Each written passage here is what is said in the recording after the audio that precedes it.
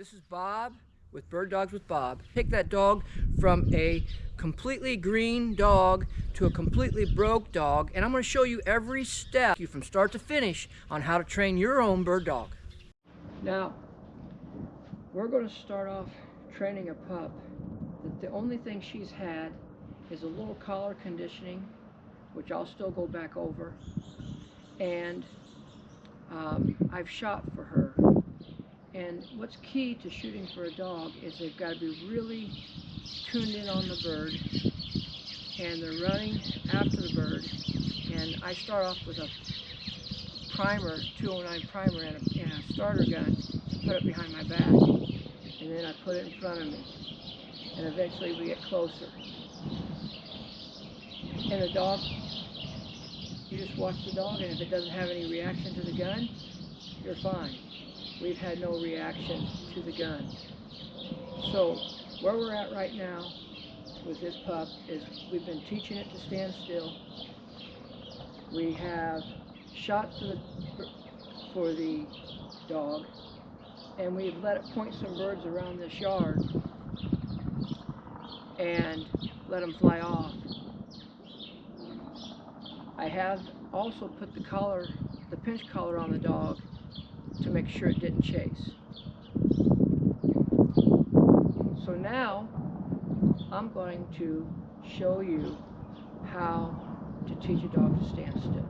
First thing you want to do is teach your dog to stand still, because that's going to transfer to whoa later. And some people use barrels, some people use planks. I do mine right on the ground. And let me show you what I mean.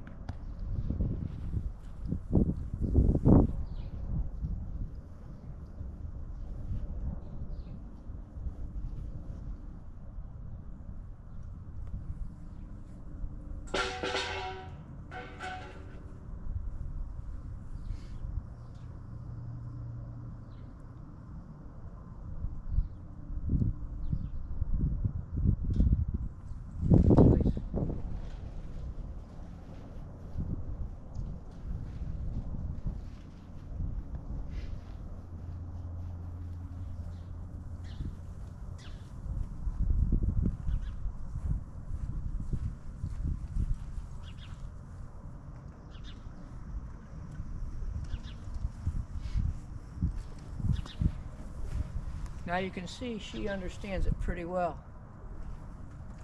But I've been working on it for a while. And when they're little, you'll be doing this a lot. Just as she moves, put them back down. Push on their butt if they are soft and not standing up. Just push on their butt. But you don't pull on the neck the same time you push on the butt, because that's how we teach them to sit. I also don't like talking when I'm working with the dog.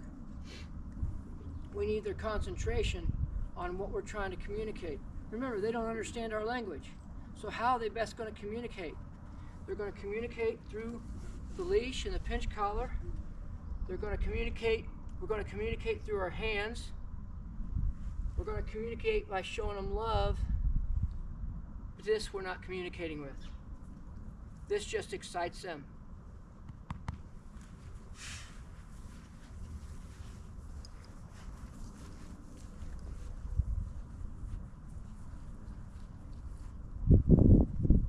If they want to sniff, you pull them up.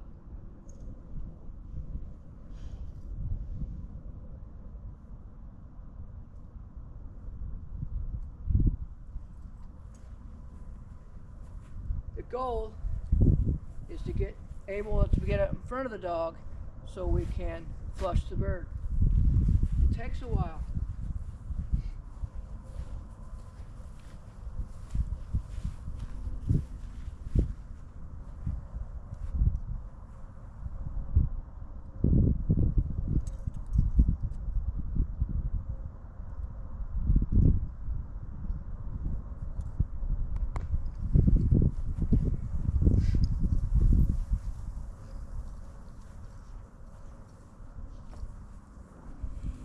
Here.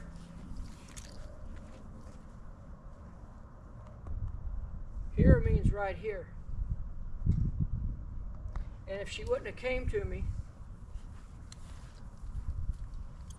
I would have pulled her on in here and showed her this is where here means. Likewise, heel. Heel. We teach her this is where heel is. Here. Bring her in. Help her. She don't know what you want.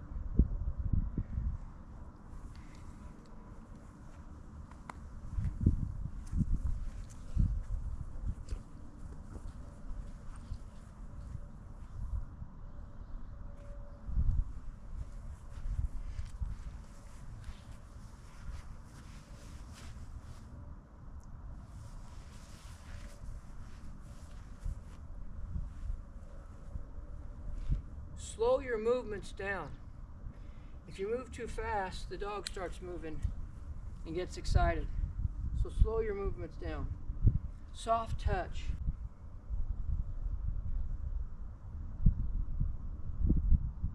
Once you get your dog to this place where it stands up, keeps its back strong, it's happy standing here,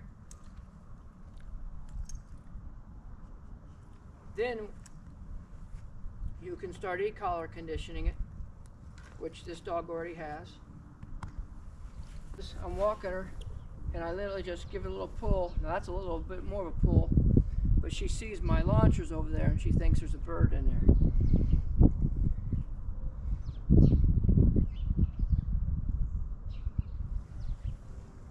I pet her real soft. I stay calm.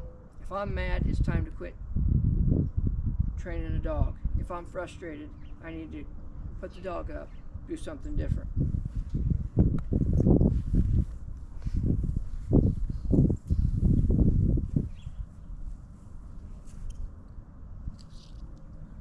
I don't know if you saw that.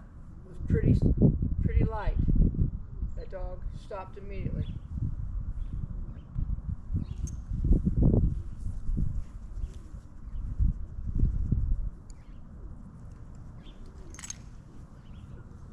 If she wants to keep on the ground, pick her up, stand her up.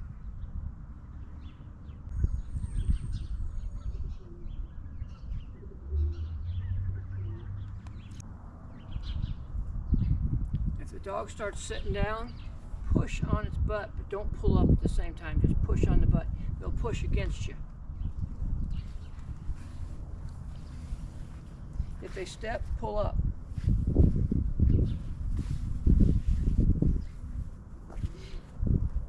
Eventually, I'll be able to take the C-collar, and when the dog steps, just tap it. So we're going to start off with a stop to flush. And watch how I handle the check cord. Watch what I do with the dog. I'm not going to speak during this time. So just watch how I handle the dog, how I handle the check cord. And this is a stop or stand to flush. And that's where I start. Stand to flush, no sit in the nose.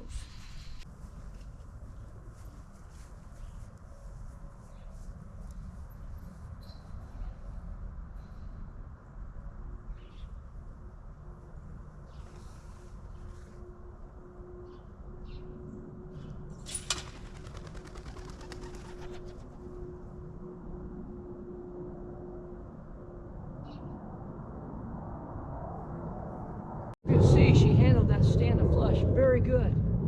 She just wanted to move just a little bit because she wanted to watch where the bird went.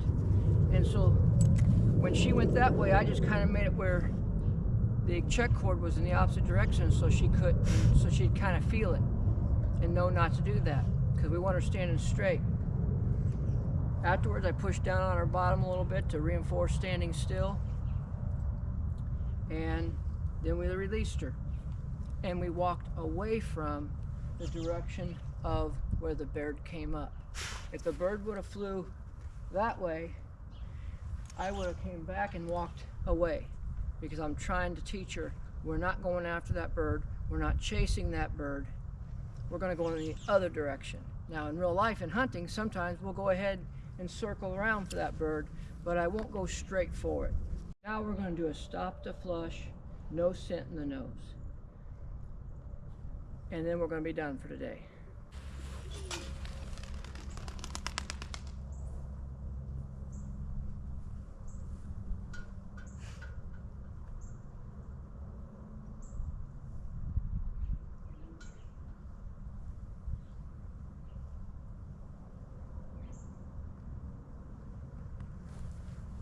Now I pulled up a little harder on that than I would like because I didn't have the perfect angle to get a quick tug on it. Normally it's very light. That's all you have to do. Just like that. That's all you have to do. But because I had the wrong angle, I had to do it a little different. You learn these things over time. We're going to train 3 to 4 times a week. No more than 3 to 4 birds in a day. No pointing, but every couple days. People let the dog point too much,